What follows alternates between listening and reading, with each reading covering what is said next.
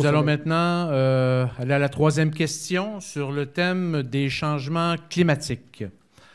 Dans le contexte où nous sommes tous témoins de changements au niveau du climat, ici, dans Portneuf-Jacques-Cartier, comme ailleurs au Québec ou dans le monde, et ce, peu importe le pourcentage entre les causes naturelles et les actions humaines, dans le contexte où ces changements peuvent bouleverser nos quotidiens, chaleur, froid, pluie, vent et autres de plus en plus extrêmes durant les 4 saisons. Question.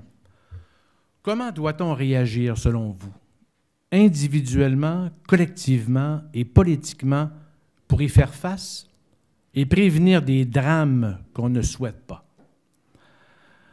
Vous avez 3 minutes pour répondre. Le hasard a déterminé que M. Luca Battiello sera le premier à répondre, suivi de Joël Godin, Annie Talbot, Marie-Claude Godet et Mathieu Bonsaint. Alors, M. Battiello, vous avez 3 minutes. Merci, M. Beausoleil. Donc, compte tenu des incertitudes entourant le fondement scientifique du réchauffement climatique et des coûts énormes, certaines des mesures conçues pour le combattre, il n'y a aucune raison impérieuse de compromettre notre prospérité en augmentant l'intervention gouvernementale sur ce plan. Donc, nous ne sommes pas en situation d'urgence climatique. Il n'y a pas de consensus scientifique. Donc, ça ne donne rien d'envoyer de l'argent encore à un organisme qui se met l'argent dans les poches et qui disparaît.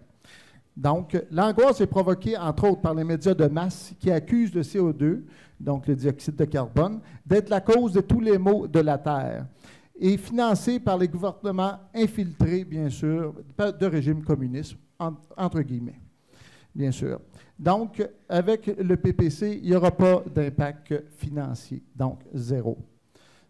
On peut prétendre qu'il y a des changements climatiques variables qui se produisent avec les années et c'est une cause naturelle, donc appuyée par les scientifiques.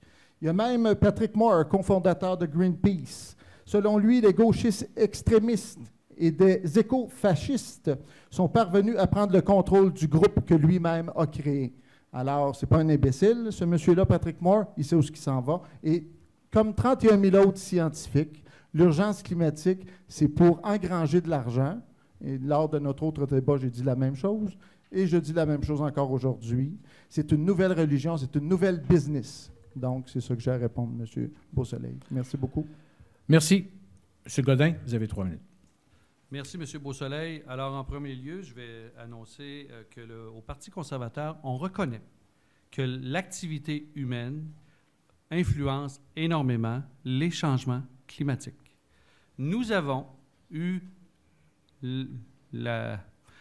investi beaucoup de temps, beaucoup de travail, et nous avons consulté de nombreux scientifiques, et nous avons produit, en juin dernier, une plateforme électorale environnementale.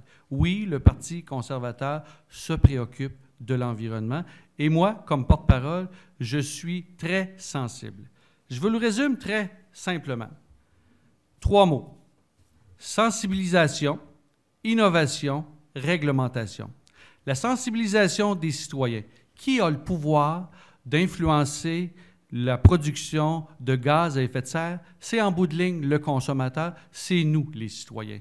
Maintenant, les citoyens qui déposent leur article de recyclage dans les bacs bleus, malheureusement, on réalise que plus de 60% des ordures, des produits recyclés qui sont dans les bacs bleus, retournent au dépotoir. Alors, dans notre plan, nous avons pris l'initiative de consulter et de travailler en harmonie avec les provinces, les territoires et les municipalités pour faire en sorte d'harmoniser les pratiques pour que ce soit efficace. C'est un exemple parmi tant d'autres. Il y a 55 engagements dans le plan, alors vous comprendrez que je ne les énumérerai pas tous ce soir.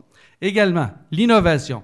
Aider nos entreprises à faire en sorte qu'ils accélèrent en leur donnant des crédits sur des découvertes de technologies vertes afin que l'on puisse appliquer ici au Canada ces mesures afin de diminuer les gaz à effet de serre et également de profiter de cette opportunité-là économique, de prendre ces technologies-là et de les exporter pour avoir une influence concrète sur l'émission de gaz à effet de serre sur le globe. Vous comprendrez qu'au Canada, nous représentons 1,6 % des émissions totales. Alors, si l'on arrête d'émettre d'ici pendant un an, vous comprendrez que la Chine, en 21 jours, elle va produire. Alors, elle va reproduire ces gaz à effet de serre-là. Alors, il faut agir chez nous, il faut agir ailleurs. Et enfin, il faut réglementer nos super pollueurs pour leur dire de réduire et d'imposer à ces entreprises-là de diminuer annuellement le gaz à effet de serre. C'est exécutoire et c'est annuel et c'est comme déposer un rapport d'impôt. Ils auront l'obligation de déposer un rapport d'émission. Ils devront se conformer d'année en année pour réduire et avoir un impact et atteindre les cibles de Paris en 2030. Nous ne pelletons pas en 2050 et encore, on ne peut pas faire confiance au gouvernement actuel. Merci. Merci, M. Godin. Mme Talbot, vous avez 3 minutes. Merci. Récemment, les jeunes, nos citoyens, nous ont démontré dans la marche du 27 septembre dernier l'importance et la reconnaissance que nous sommes définitivement en urgence climatique. Cette dimension en est une qui doit même aller au-delà d'un engagement partisan. C'est vraiment une réalité de lutte de notre humanité envers des changements qu'on peut encore contrer. Notre gouvernement a fait énormément, plus qu'au cours des 15 dernières années dans les 4 dernières années. Plus de 50 mesures qui ont été mises de l'avant, notamment avec la mise en place de la taxe sur le carbone. Cette taxe sur le carbone qui fonctionne, qui est reconnue par plus de 40 pays à travers le monde, par le Fonds monétaire international et qui amène des retombées directes également dans les poches des familles. On s'engage pour d'aller encore plus loin. On veut planter 2 milliards d'arbres parce qu'on sait comment ils contribuent à faire une différence dans cette lutte contre les changements climatiques. Les rénovations d'1,5 million de maisons, pardon. Et notre objectif, oui, d'atteindre les cibles de Paris d'ici 2030, mais également de devenir, que le Canada devienne une nation carboneutre d'ici 2050. Et ça va demander énormément de courage et effectivement d'ajustement pour y arriver. Vous posiez la question comment on y arrive individuellement. Alors, comment on peut supporter le citoyen dans l'atteinte de ces objectifs-là? Dans un premier temps, on a déposé un projet pour que le plastique à usage unique soit banni dès 2021. C'est un changement fondamental dans notre façon de consommer. Ça va demander énormément d'ajustements des fabricants, des distributeurs, mais on croit que c'est une façon très, très, très importante d'arriver à atteindre ces objectifs. On va également soutenir aussi les gens dans le transport durable et aussi, lorsque c'est le cas, ici, parfois, dans Pont-Neuf-Jacques-Cartier, l'utilisation de la voiture demeure encore nécessaire. On donne un accès à des voitures c'est-à-dire des voitures vertes et également aussi de donner cette possibilité d'avoir maintenant une subvention pour des voitures usagées puisque le parc des voitures vertes grandit. On va également aussi s'assurer que les gens puissent rénover leur maison et en faire des résidences encore plus neutres. Collectivement, le transport durable, bien sûr, et j'ai l'intention de pouvoir faire en sorte que les investissements majeurs qui ont été faits par le gouvernement libéral puissent profiter vraiment maintenant aux citoyens de Pont-Neuf-Jacques-Cartier. Politiquement, posiez la question, je pense que c'est en ayant le courage. En ayant le courage que dès maintenant, il faut qu'on fasse une différence, qu'on continue d'investir et soutenir nos entrepreneurs, les agriculteurs, dans une transformation et de saisir les opportunités parce qu'il y a des opportunités de croissance également dans les transformations vertes. Alors, c'est ce qu'on va faire. On va continuer d'investir de façon massive et d'accompagner les citoyens, les entrepreneurs et les autorités municipales dans cette transformation. Merci. Merci, Mme Talbot. Mme Marie-Claude Godet, maintenant, vous avez 3 minutes. Je dois vous dire que j'ai été surprise quand j'ai vu l'heure du jour et qu'on parlait de changement climatique parce qu'on est dépassé cette étape-là. On parle maintenant d'urgence climatique. C'est reconnu à travers le monde. Et je voudrais souligner que l'urgence climatique ça provient de ce qu'on appelle communément le rapport du GIEC. Le GIEC, c'est un groupe d'experts intergouvernementaux. Ce n'est pas ce sont pas des voyous. Je préférerais terminer, s'il vous plaît. Donc, c'est un groupe d'experts intergouvernementaux qui étudie l'évolution du climat. Donc, on parlait de façon d'intervenir individuellement. J'en ai parlé au dernier débat. Individuellement, moi, je suggérerais à tout le monde de prendre connaissance du pacte, le pacte pour la planète. Ceux qui l'ont signé, je vous félicite, et ceux qui ne sont pas familiers, je vous invite à aller voir sur Internet en quoi ça consiste. C'est un engagement envers soi-même, en fait. Au niveau individuel, il y a des choses qui peuvent facilement se faire, comme planter des arbres ou installer des panneaux solaires. Au niveau politique, je vous dirais que c'est sûr que la protection de l'environnement, la lutte à l'urgence climatique, c'est le but principal du Parti vert. Donc, on s'engage, au point de vue politique, on s'engage, Madame Min a déjà parlé de ça, de former un cabinet restreint avec tous les leaders des différents partis, parce que c'est pas une question politique, là, c'est une question pratiquement de je ne veux pas être extrémiste, là, mais c'est la question de survie de l'humanité, dans le fond, là. Si on ne prend pas de moyens, veut pas, on va tous y passer. Donc, on parle de cabinet restreint, on parle des objectifs de 60% de réduction des émissions plutôt que de 30%, ce qui est suggéré par le Pacte de Paris. On parle de conserver la taxe contre le carbone et finalement, ce qui arrive, c'est que les autres partis continuent de discuter ce qui est politiquement possible. Mais en fait, ce qu'il faut faire, c'est de discuter de ce qui est essentiel au niveau de l'environnement. Merci. Merci. Monsieur Mathieu Bonsaint, vous avez 3 minutes. Je vais commencer en disant l'environnement, c'est nous et pas seulement le Bloc. Je dirais l'ensemble des Canadiens et des Québécois. Au Québec, on ne fabrique pas d'automobiles à essence, mais des trains, des métros, des tramways et des autobus. On ne produit pas de pétrole, on a d'abondantes ressources naturelles comme l'eau, le vent et la forêt. Le 21e siècle est nécessaire, transition énergétique sont faits sur mesure pour le Québec. Péréquation verte.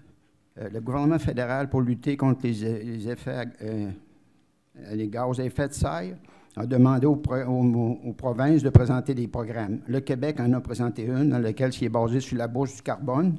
Dans des provinces qui ne l'ont pas faite, il y en a 4, c'est une taxe sur l'essence, mais qui ne peut pas donner des bons résultats. C'est que les gens qui la paient la récupèrent après. Fait qu'il n'y a pas d'incitatif à moins utiliser l'essence. Ça ne peut pas donner des bons résultats. En ce qui concerne les cibles de réduction des gaz à effet de serre, on va déposer une loi pour fixer des objectifs, rappeler que les gouvernements successifs, on a pris des engagements de réduire les gaz à effet de serre. On a des objectifs pour 2030-2050, mais si on regarde avant, il faudrait qu'on ait des objectifs intermédiaires. Par exemple, un gouvernement qui est élu pour 4 ans devrait donner des objectifs clairs pour ces 4 années-là, faire une reddition puis voir si c'était atteint ou pas, et quelles mesures sont mises en place pour faire les corrections pour qu'on arrive aux cibles qu'on s'est fixées. Concernant le projet Énergie S, c'est difficilement conciliable parce qu'on dit qu'on doit réduire la consommation des énergies fossiles. On achète un pipeline dans l'Ouest, sans l'accord, en tout cas le Québec n'a jamais dit qu'il était d'accord avec ça. Puis, les gouvernements conservateurs, ils veulent passer au Québec ce qu'on appelle un corridor énergétique. En toute fin pratique, c'est sûr que c'est un pipeline. Le pipeline, il va permettre d'amener du pétrole à l'exportation parce qu'actuellement, on a déjà tout le pétrole pour faire fonctionner nos 2 raffineries, dont 50% vient déjà du pétrole de l'Ouest. Qu'on dit que ce n'est pas le pétrole qui est à peu près le moins bon au point de vue environnement, on a quand même 54% qui nous vient de là. Un autre élément, c'est que le gouvernement fédéral, le gouvernement d'Alberta, par exemple, subventionne les pétrolières. On veut que ce soit mettre fin à ça, en tout cas la partie gouvernementale. La sécurité ferroviaire, on demande qu'il soit une enquête qui soit faite concernant suite au déraillement de lac Mégantic pour faire toute la lumière et qu'on revoie toute la réglementation où on a laissé faire les compagnies ferroviaires faire ce qu'ils voulaient. Électrification des transports, on va bonifier pour que les gens à faible revenu puissent avoir un montant additionnel, puissent procurer, si ce n'est pas une auto électrique neuve, une usagée, mettre au rang encore des vieilles autos. En ce qui concerne rénovation verte. Merci, M. Bonsaint. La parole est à M. Godin. Merci, M. Beausoleil. J'ai un peu de misère à comprendre le gouvernement actuel, le Parti libéral du Canada. Comment il peut être crédible? Comment il peut être cohérent? Au mois de mai, il demandait une motion pour que l'on vote sur l'urgence climatique. Ils ont acheté un pipeline de 4,5 milliards. C'est urgent.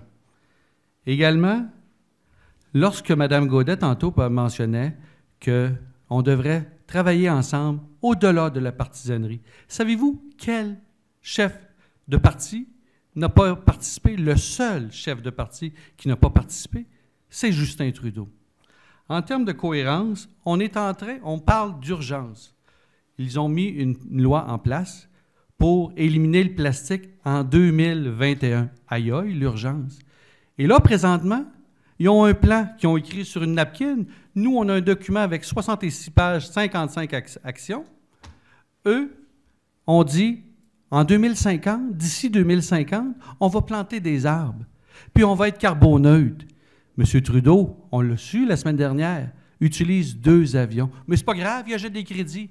Nous, au Parti conservateur, ce que l'on veut faire, c'est de travailler sur la source, diminuer les émissions de gaz à effet de serre. Alors, Mme Talbot, comment pouvez-vous regarder les résidents de Portneuf-Jacques-Cartier et de leur dire qu'on peut vous faire confiance en matière d'environnement?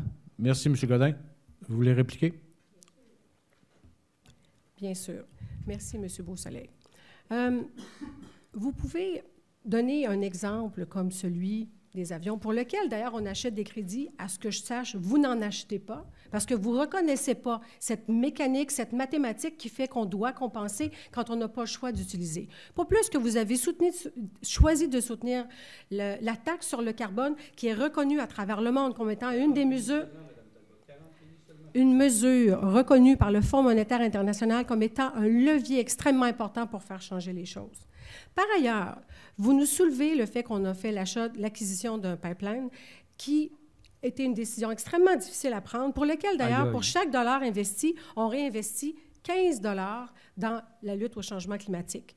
Qu'en est-il de ce fameux corridor énergétique pour lequel vous vous êtes engagé devant les citoyens de Portneuf-Jacques-Cartier à ce fameux, pas dans ma cour, mais visiblement, votre chef a cette volonté, avec son leadership, de faire en sorte que, parce que c'est une bonne décision, ce corridor énergétique passera par le Québec. Est-ce à dire qu'il y a des circonscriptions, M. Godin, où ce sera moins grave qu'ici dans Portneuf-Jacques-Cartier? J'aimerais savoir comment vous pourrez vous positionner par rapport à ça. Merci. On va passer à Mme Gaudet. Oui, j'aurais une question pour M. Bonsin en tant que représentant du Bloc. Votre chef aime mentionner haut et fort que le programme du Bloc est plus vert que celui du Parti vert. Pourriez-vous m'expliquer ça? Le Parti vert, ça fait 30 ans qu'il a comme mais qui se donne comme mission principale de lutter contre la pollution. Et le Bloc, tout d'un coup, parce que la protection de l'environnement devient un sujet à la mode, tout d'un coup, le Bloc est plus vert que le Parti vert. Votre micro. Il y a un élément que je vais préciser. Mme May, au début de la campagne électorale, a mentionné qu'elle était en faveur qu'on s'alimente uniquement du pétrole venant de l'Ouest. Uniquement. Alors que ça veut dire ça, on exploite encore davantage les sols bitumineux. Puis à toute fin pratique, elle disait qu'elle était quasiment d'accord avec le pipeline qui passait le Québec, le corridor énergétique. Elle a corrigé ça par la suite. Pour le reste de l'ensemble, je ne peux pas vous donner d'autres éléments, mais sur cet élément-là, elle a corrigé. Mais définitivement, c'est comme si elle admettait, elle aussi, qu'il fallait exploiter davantage uniquement du pétrole qui venait des sols bitumineux, ce qui va à l'encontre, en fait, des objectifs qu'on s'est fixés pour réduire les gaz à effet de serre. Dernière intervention, Mme Gaudet. En fait, ce que Mme May n'a pas corrigé, elle a précisé que c'est sûr que si le Parti vert est au pouvoir, du jour au lendemain, on ne peut pas fermer les pétrolières. Donc, ce que le Parti vert veut faire une transition vers les énergies renouvelables. Et à ce moment-là, on va exploiter les sables bitumineux minimalement et on va... La plateforme Hibernia au large de Terre-Neuve a une durée de vie d'encore 20 ans. Et on va exploiter, évidemment, mais on va faire cette transition vers les énergies vertes. Malheureusement, ça prend quelques années, ça. Malheureusement, le temps passe. Alors, on va passer maintenant à la 4e question portant sur le thème communautaire.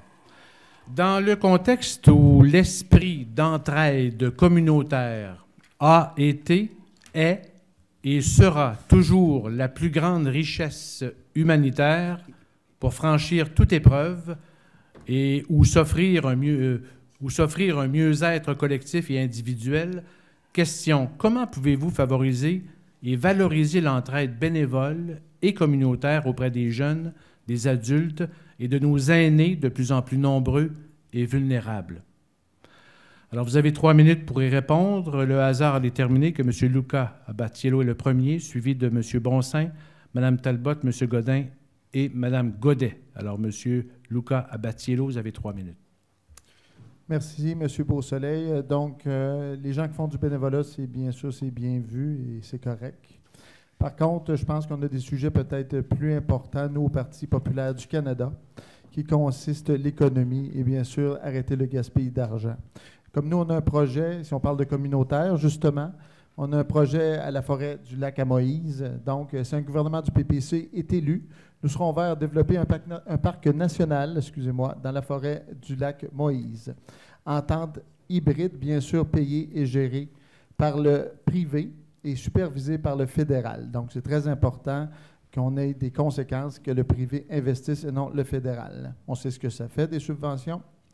Donc, également, Internet haute vitesse et téléphonie cellulaire dans la région ici de Portneuf-Jacques-Cartier. Si un gouvernement du Parti populaire du Canada est élu, on s'engage à déployer, des services Internet haute vitesse et de la téléphonie cellulaire sur tout le territoire de la MRC. Entente hybride, même chose, payée et gérée par le privé et supervisée par le fédéral. Et en matière d'infrastructure, on est ouvert, bien sûr, à établir des études de faisabilité avec des données précises pour augmenter, élargir les infrastructures en place. Je m'en venais justement tantôt ici, et je passais par Sainte-Catherine-de-la-Jacques-Cartier, et ça a retardé, d'après moi, 45 minutes là, pour s'en venir ici. C'est pire qu'à Québec. Ça fait que ça presse qu'il y ait des infrastructures qui soient élargies.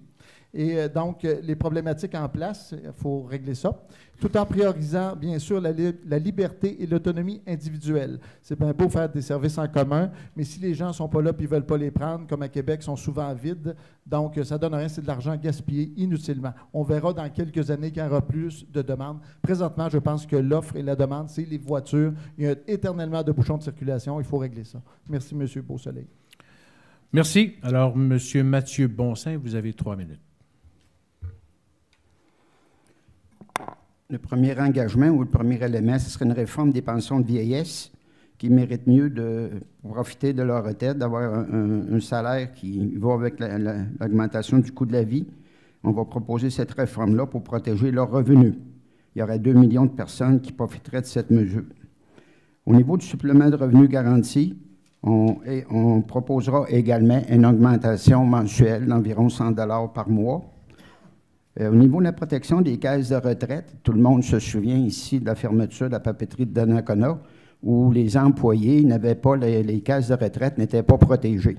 On va déposer un projet de loi qui va faire en sorte que les caisses de retraite des employés soient prioritaires. Ça vaut pour l'ensemble des entreprises, que s'il y a une faillite ou une fermeture, que les fonds de retraite soient priorisés. En ce qui concerne les aidants naturels et les soins à domicile, c'est un lien direct avec les transferts en santé. Donc, les transferts en santé sont en diminution depuis un certain nombre d'années. On va demander que ce soit remis au niveau où c'était auparavant pour être retourné au gouvernement du Québec, qui, lui, va être en mesure d'offrir davantage, de mettre plus d'argent pour aider ces programmes-là, les aidants naturels et les soins à domicile. Au niveau du logement social, le Bloc est d'avis que le Québec serait mieux servi en étant le seul responsable de logement social et abordable. Au niveau de l'entrepreneuriat des femmes, le Bloc bonifiera la stratégie pour les femmes en entrepreneuriat, notamment en simplifiant les mesures fiscales aux entrepreneurs à temps partiel, parce qu'il y a beaucoup de femmes nécessairement qui ne travaillent pas à temps plein, mais à temps partiel. Donc, ce seraient les premiers qui seraient visés par ce projet-là. Soutien à la jeunesse modifiera le programme d'aide aux premiers acheteurs pour qu'il facilite l'achat d'une maison déjà construite au même titre qu'une maison neuve. L'assurance emploi, qui n'a pas été révisée depuis plusieurs années, on proposera également une révision pour le mettre à jour. Actuellement, il n'y a même pas 50 % des gens qui payent pour l'assurance emploi qui la reçoivent. Donc, l'argent qui va pour l'assurance emploi est utilisé à d'autres fins puis est mis dans le fonds consolidé. On demanderait de revoir de fond en comble l'assurance emploi. Merci, M. Bonsaint. Mme Talbot, vous avez 3 minutes. Merci. L'engagement communautaire, c'est une dimension qui est extrêmement large parce que les communautés sont composées de personnes âgées, de jeunes, de familles, d'entrepreneurs. Donc, la communauté au sens très large, c'est définitivement un angle très important de toutes les politiques du gouvernement libéral des 4 dernières années. On s'est engagé, et c'est ce qu'on a fait il y a 4 ans, et c'est ce qu'on réaffirme maintenant parce qu'on veut continuer d'avancer pour bâtir une classe moyenne forte. Ce que ça veut dire, une classe moyenne forte, je vais le décrire un peu, mais c'est aussi une communauté plus forte. Quand les gens sont mieux organisés dans leur vie personnelle avec l'allocation canadienne pour enfants qui vient en aide à de nombreuses familles, quand les aînés sont aidés avec le supplément de revenu garanti qui est augmenté à partir de 75 ans, ça fait des communautés qui sont plus fortes. Au cours des 4 dernières années, ça a été les investissements les plus importants de notre gouvernement. On a sorti 900 000 personnes au Canada de la pauvreté, 300 000 enfants. Ici, dans Portneuf-Jacques-Cartier, on a réinstauré l'allocation canadienne pour enfants qui permet de donner en moyenne 480 $ par mois à presque 13 000 familles. C'est 6,2 millions de dollars par mois qui est versé, net d'impôts, dans la poche des familles pour bien profiter de la vie magnifique ici dans Portneuf-Jacques-Cartier. On va continuer de le faire. On va même ajouter un programme pour les enfants dans la première année de vie parce qu'on sait comment ça coûte plus cher. On veut aussi soutenir les gens dans l'incitatif à une première maison. On veut faire en sorte que les parents puissent passer plus de temps avec leur famille, notamment en faisant en sorte que la première année, les prestations parentales et l'allocation de maternité ne sont pas imposables. On ne parle pas d'un crédit qui va être donné 14 mois plus tard, mais bien de l'argent dans les poches des parents au moment où ils en ont besoin. On a également proposé un programme d'assurance médicaments qui va donner une plus grande couverture et à meilleur coût. On veut donner un meilleur accès aux services en santé mentale. L'accès au logement pour les personnes âgées, c'est de nombreuses mesures qui font en sorte qu'on peut être mieux dans une communauté. Ce qu'on veut faire, donc, c'est continuer d'accompagner les familles, d'accompagner les jeunes, d'accompagner nos aînés, parce que tous ensemble, lorsqu'ils sont plus forts, on pourra nourrir ces réseaux d'entraide collectifs qui sont nécessaires, qui sont le tissu, le liant d'une communauté. On ne peut pas faire ça lorsqu'on est centré sur nos propres besoins, lorsqu'on a de la difficulté à arriver. Lorsqu'on est bien, on arrive à joindre les deux bouts, quand on sait qu'il y a un gouvernement responsable qui nous appuie, après, on peut redonner à la communauté et s'impliquer dans les organisations bénévoles. C'est ce qu'on a l'intention de faire. Et une des mesures, entre autres, qu'on a mis de l'avant, et que je n'ai pas mentionné tout à l'heure lorsqu'on a parler du volet culturel, c'est la mise en place d'un passeport culturel pour les enfants à compter de 12 ans. Ça, c'est un crédit de 200 $ que les enfants vont pouvoir utiliser pour se connecter avec la culture, pour profiter de bon temps. Alors, c'est ça, l'entraide et le soutien aux communautés selon les valeurs du Parti libéral du Canada. Merci. Monsieur Joël Godin, vous avez 3 minutes. Merci, M. Beausoleil. Je vais essayer de répondre à votre question.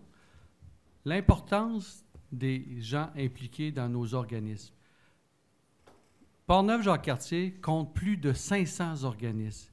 Si on calcule le nombre de bénévoles qui se dévouent corps et âme, semaine après semaine, pour faire en sorte d'offrir des services, d'être encore plus attractifs et de permettre à nos citoyens d'avoir une belle qualité de vie, il faut valoriser ces gens-là. Nous ne serions pas capables, comme gouvernement, de payer le tarif horaire de ces gens-là. Il faut les aider. Maintenant, nous avons choisi d'aider les organismes, de les soutenir financièrement pour que les organismes puissent partager. Mais vous savez, lorsqu'on fait du bénévolat, malheureusement, nous ne sommes pas payés à 100% des heures que l'on travaille. Alors, nous croyons beaucoup aux gens, et surtout dans Portneuf-Jacques-Cartier. Et moi, dès mon premier mandat en 2015, ce que j'ai fait pour informer nos communautés, nos organismes communautaires. J'ai cédulé une séance d'information dans les 3 secteurs, dans la section de Jacques-Cartier, la section de Portneuf et de Saint-Augustin, et j'ai informé les organismes à connaître les différents programmes, les différentes procédures et les différents moyens que nous, au bureau de députés, on peut faire comme accompagnement pour les aider. Parce que au nombre de programmes qui existent, même pas les entreprises et les municipalités peuvent trouver les solutions rapidement. Alors, imaginez-vous un groupe de bénévoles. Alors, nous croyons beaucoup à l'entraide de ces organismes-là et c'est l'oxygène de nos communautés. Et en région, c'est encore plus important. Moi, je suis allé à la rencontre des citoyens des 28 municipalités dans les dernières semaines. J'ai fait du porte-à-porte dans les 28 municipalités. Et ces gens-là me l'ont dit. Monsieur Godin, c'est impressionnant le travail. On les appelle les TLM, toujours les mêmes. Il faut valoriser nos bénévoles et il faut aussi inciter nos jeunes à s'impliquer, à donner à la communauté. C'est tellement énergisant, c'est tellement un outil de pédagogie pour que nos jeunes deviennent des adultes de demain très impliqués. Alors nous croyons énormément aux organismes, mais il faut toujours être conscient que c'est un produit que l'on se doit de protéger parce que c'est tellement fragile. Il faut trouver les solutions pour renouveler, pour que nos jeunes puissent s'impliquer dans les différents organismes. Merci. Merci, M. Godin. On termine avec Mme Marie-Claude Godet.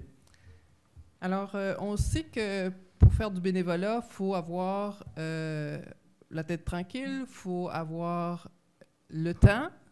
Et si on a du temps, c'est parce qu'on a de l'argent. Donc, souvent, les gens ne peuvent pas se permettre de faire du bénévolat parce qu'ils sont en mode de survie. Un engagement du Parti vert, c'est d'établir un revenu minimum garanti qui va permettre à tout le monde d'avoir un toit sur la tête et d'avoir ce qu'il faut pour un budget suffisant pour faire l'épicerie. On va établir aussi un programme de médicaments gratuits et les frais dentaires aussi, une couverture de frais dentaires. Je peux me permettre de poser une question, Mme Talbot? Vous avez terminé votre 3 minutes? Oui. OK, alors on est en période de réplique. Oui, effectivement, allez-y. Justement, on parle d'avoir du temps pour faire du bénévolat et vous parlez que vous avez aidé des gens à sortir de la pauvreté. Moi, ce que j'ai eu comme information, c'est que finalement, ces 900 personnes-là, ils sont passés juste du dessous du seuil de pauvreté à juste au-dessus du seuil de pauvreté. Donc, ce n'est pas ce que j'appelle nécessairement enrichir une population. Je ne sais pas qu'est-ce que vous avez à répliquer sur ça.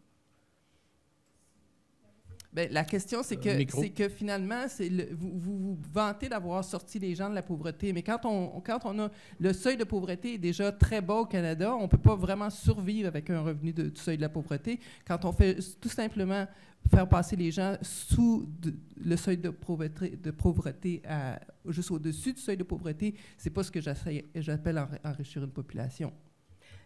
Écoutez, notre engagement, c'est de continuer dans la même voie. Ce travail-là n'est pas encore terminé. On continue d'investir encore plus. Et quand on a sorti 900 000 personnes de la pauvreté, on est très conscient qu'il faut qu'on continue à les soutenir pour qu'elles puissent demeurer là et continuer à croître. Et pour faire ça, il faut qu'il y ait des mesures au-delà de ce qu'on a déjà fait, qui puissent compléter ce travail-là, de créer un cercle vertueux pour faire en sorte que ces gens ne retombent pas dans des situations de détresse financière comme c'était le cas avant qu'on mette en place ces mesures.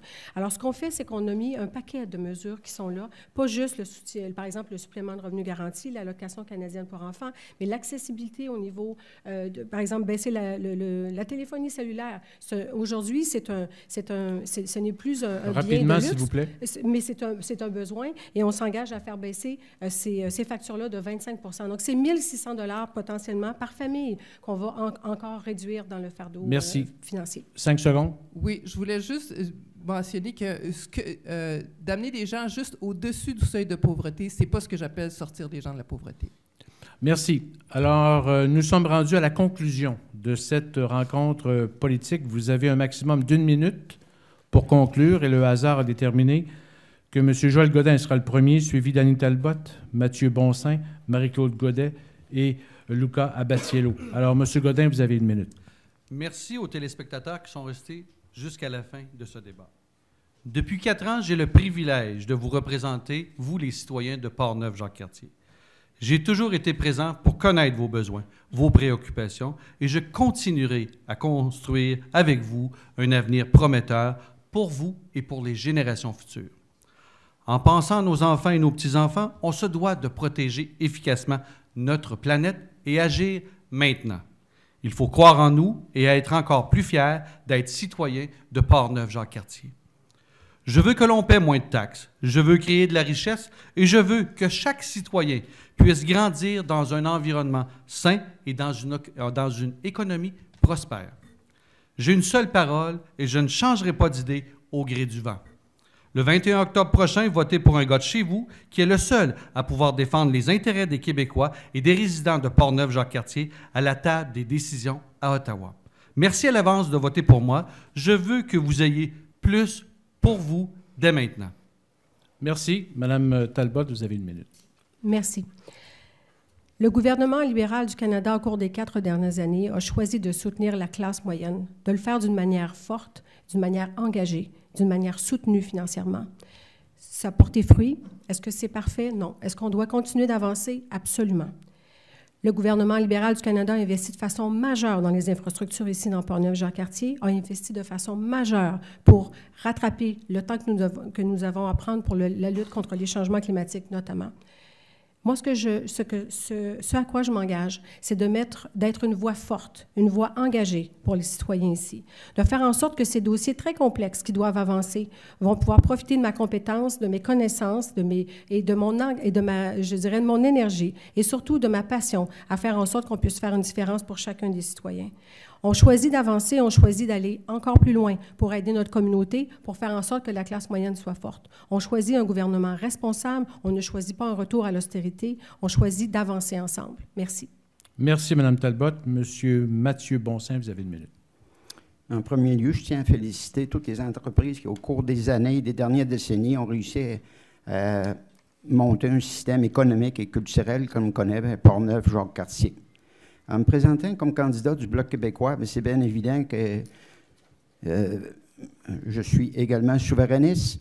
Un député bloquiste à Ottawa, et d'abord, avant tout, va défendre les intérêts du Québec et pour Portneuf-Jacques-Cartier, les intérêts de Portneuf-Jacques-Cartier.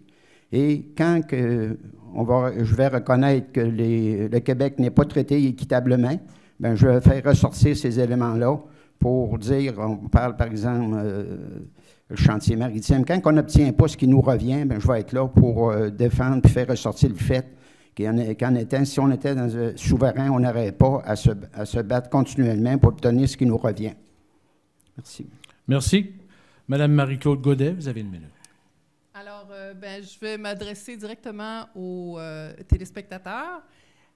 Ce que je veux vous dire, c'est que si vous avez été à la marche, que ce soit à Québec ou à Montréal, ce que je vous demanderais, et je m'adresse particulièrement aux milléniaux ici, parce que les milléniaux constituent plus du tiers des électeurs.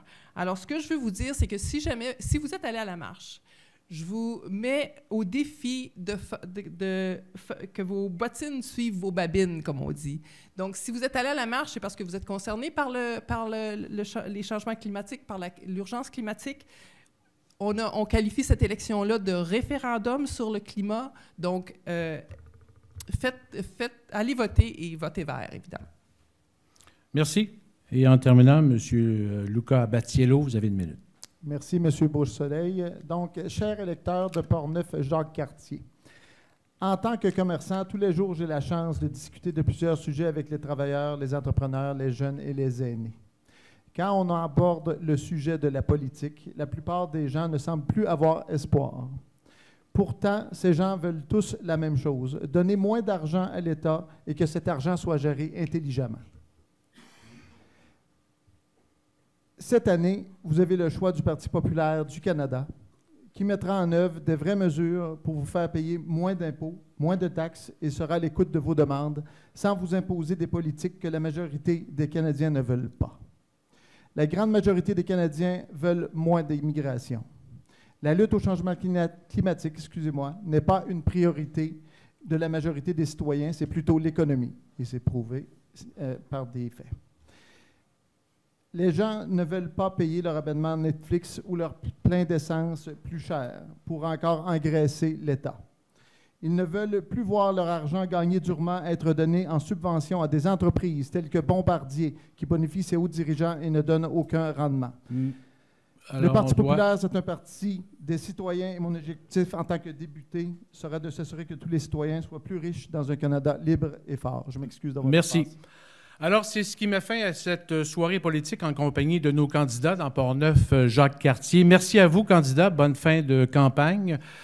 Les vendredis, samedis, dimanches et lundis 11, 12, 13 et 14 octobre, les bureaux de vote par anticipation seront ouverts de 9h à 21h. L'adresse de votre bureau de vote est indiquée sur la carte de l'électeur que vous avez reçue par la poste. Au jour du scrutin, le lundi 21 octobre, les bureaux de vote seront ouverts de 9h30 à 21h30. Alors, merci de votre présence à la maison. Merci à la Ville de Saint-Raymond pour la salle du Conseil, aux 3 chambres de commerce de Port-Neuf et l'Association des gens d'affaires de Saint-Basile pour la logistique de la salle, l'accueil et l'après-débat. Merci à toute l'équipe de CJSR. Ici Michel Beausoleil. Bonne fin de soirée.